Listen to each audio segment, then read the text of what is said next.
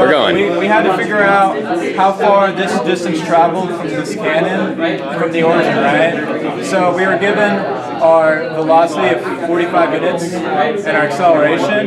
Well, from the given initial velocity equation, we got our value. So 45 cosine of 30, 45 sine of 30, and we actually used approximations instead of the exact number. And then from this, we're able to derive our acceleration vector. And since the acceleration is moving down in the negative y direction, which is 0, negative 7, 0, because the x and z axes weren't affected by that. So to figure out your velocity vector or your tangent vector, you have to take the integral of your acceleration vector, and we got the following right here.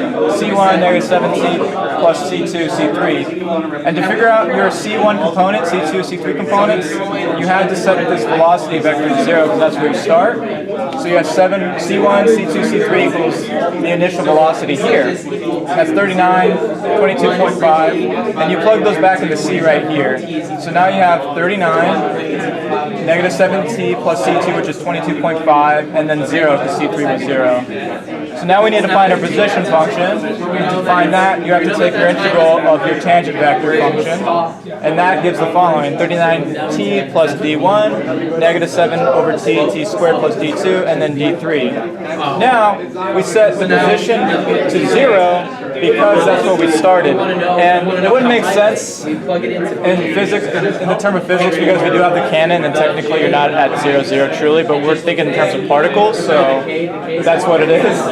So since this d1, d2, d3 equals 0, 0, 0, we plug those back into this equation right here, and we get the following. That's our final position vector function.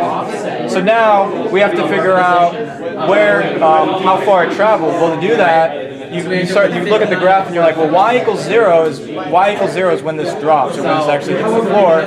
So we set the y component of this position function to 0 to get t equals plus or minus 2 over the square root of 2 over 7. Well, it has to be the positive number, because if you were to think about the negative, you would actually be going back in time, and that would be out of this scope. So once we have our final value here, you plug it right back into the r of t function you have here to get the following vector. There's one thing that still throws us off, though, I don't know, is for the y value, we're getting negative 1. So I don't know when you integrated velocity, you forgot the 22.5 term. Is that what it is? That's why you have a negative time. You shouldn't get a negative time. It should be 0 and then another time. But it was, okay, Yeah. so we need to correct that. Yeah. We forgot. So you look at r of t and then look at v of t. You're missing it. You're right. T. You're right. Yeah. That's why it's. So we need to correct this. So thank you. I didn't realize that. We integrated wrong. Okay, cool. Well, we know the process. We just did the math wrong. Yeah. That's all right, cool. All right.